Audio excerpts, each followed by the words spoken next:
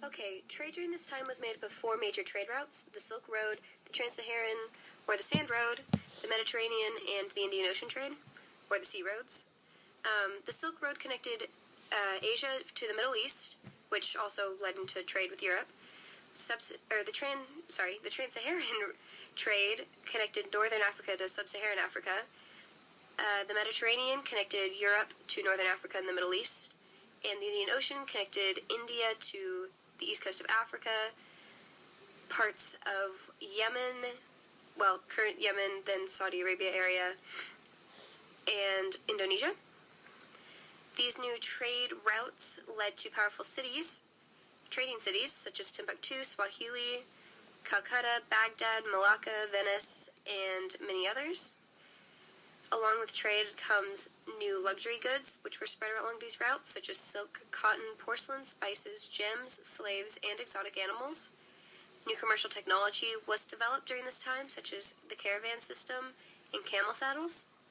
New navigational technology was also aided the spread, such as the compass from China, the astrolabe from the Hellenistic world, and lager ship designs.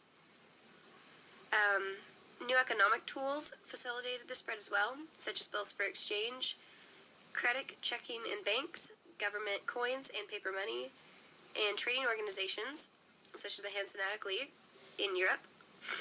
Government commercialized infrastructure was also developed. This was shown with the building of the Grand Canal in China. And all of the trade was expedited by the spread of languages during this time.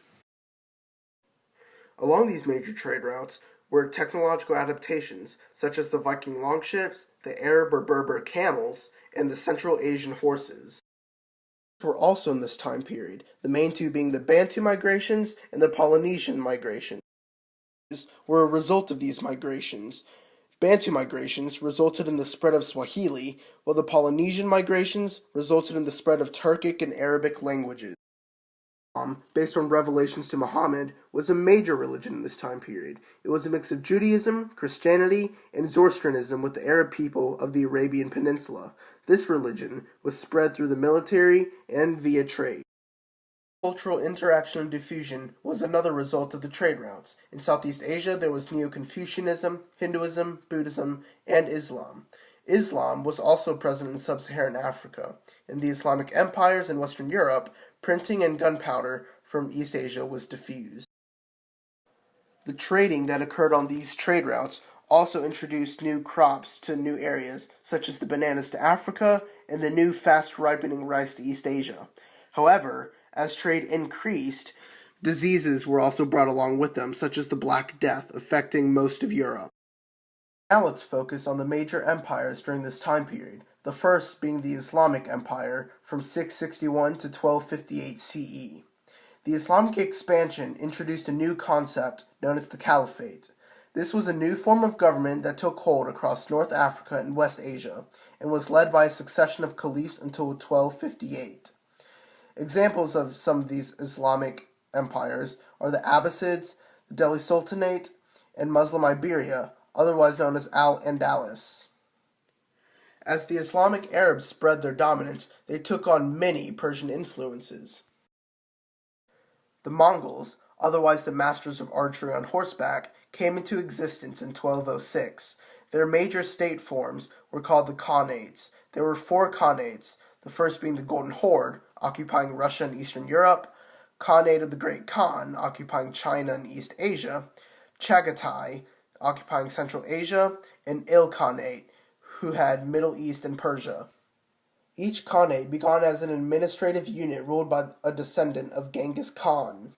The Mongolian Empire reconstituted the transcontinental trade and the Old Silk Road, which in turn was also the main reason why Western Europe was hit by the bubonic plague. The Byzantine Empire reigned from 330 CE to 1450 CE. It was the Eastern Rome, and the Byzantine people referred to it as the Roman Empire. The person you need to know about Byzantine Empire is Justinian, who briefly rebuilt the Roman Empire to old borders and created the Justinian Code. Their administrative system consisted of a divine absolute emperor, elaborate bureaucrat, and a Christian empire. The Chinese dynasties reigned from 589 CE to 1279 CE.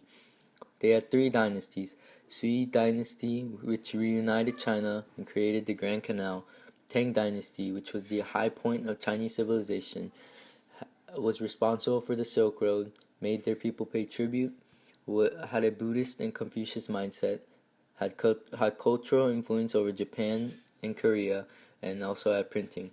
And lastly, there was the Song Dynasty, who used paper money, gunpowder, and were eventually conquered by the Mongols.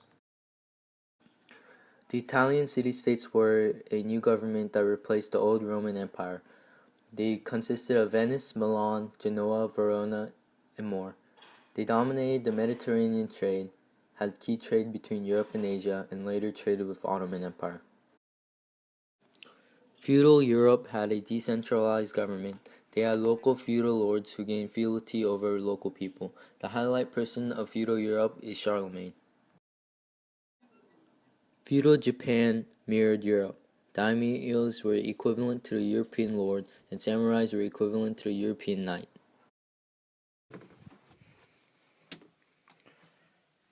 In the Americas, state systems expanded in scope and strength. They were similar to Afro-Europe.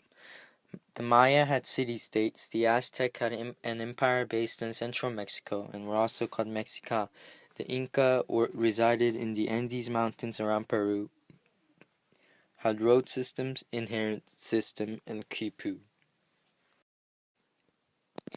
In this time period, economic productivity increased greatly thanks to higher production, urbanization, and social changes.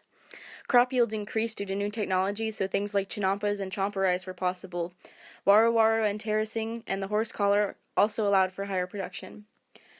Urbanization increased, which brought both growths and downfalls. The growths included less invasions, safe trade, rises in commerce, and increases in agriculture, but along with that came more invasions, diseases, agricultural decline, and a little ice age in places like Athens, Rome, Alexandria, Chang'an, and Pataliputra.